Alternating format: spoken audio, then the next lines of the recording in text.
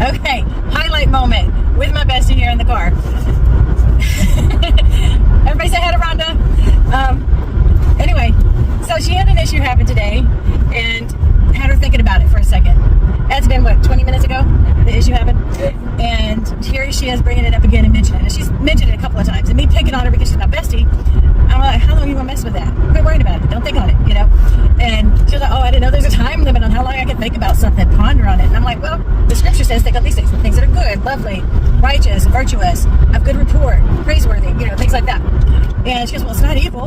And I go, well, and as soon as I said that, and I go, oh, but it is useless thinking. You let your mind think on something that is useless, it leaves room for the enemy to come in and start playing tricks on your mind. The thing that she was thinking on was something that could lead to a possible fear and anxiety. For instance, okay, do you mind if I share the story? Okay. What happened was she missed a phone call. I'm sitting there in the room with her and her phone never rang. And she got a notification for a voicemail that came in. So automatically she's going, oh, I wonder why I didn't hear it ring. Immediate response.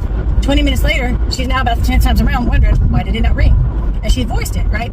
So this is one of the reasons why I'm picking on her, because, you know, she's my bestie. I'm going to pick on her. So, but it led to the highlight moment of going, wait a minute. When you allow your mind to think on things that lead to worry and concern, that sets in fear. The enemy loves that. This is why we keep our mind on the things that God told us to keep our mind on, so that the enemy does not have a playground to come in and start playing on your mind.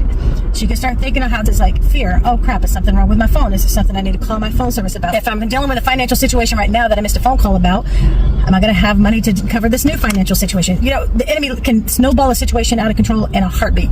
And so me picking and teasing on her led to a highlight moment, because this is why God says renew your mind daily and to think on these things, so the enemy has no room to come in and cause you pain, turmoil, and suffering in your spirit and your mind and start building on fear and anxiety inside of you. Because if he can get a drop of fear inside of you, guess what? He's going to give you a new thing to start fearing on, and he's going to snowball that too, because he knows your thought patterns. You've made it known to him that you like to think on these things and marinate on them. Don't do that. Close that down and put your mind and your thoughts on the things that God told you to. God bless you. I love you. I hope this gives you some encouragement. Stay faithful, stay firm, and persevere to the end patiently. Love you.